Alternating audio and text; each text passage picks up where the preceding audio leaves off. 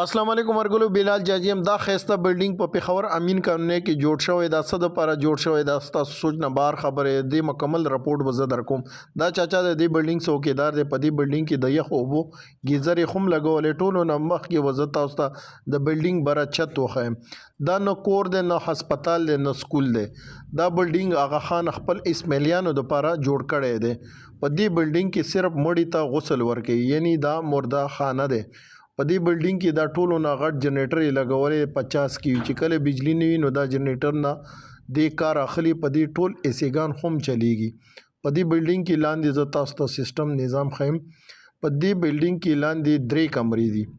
ټولو نه غټ دغه حال دی چې کله مړي سره کسان راشي نو هغه دلته کې انتظار کوي چې مړي ته غسل ورکړي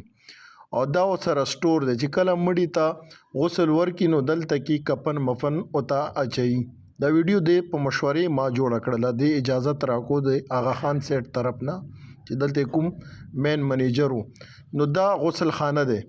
یعنی مړی ته په دې ځای کې غسل ورکړي د ایسی سیستم یې هم کړی دی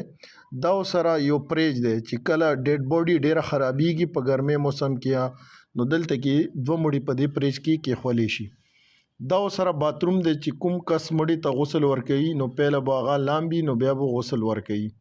د دې خپل سیستم دی دا بلډینګ سره بار ماحول دی د دې بلډینګ مخې ته د 10 مرلې یو خسته ځای اخستی دی چې هغې کې چمن کرلی دی دا د بلډینګ ښکلا دی او دې بلډینګ ته سټریټ دا وګوره 10 مرلې کې دا چمن کرلی دی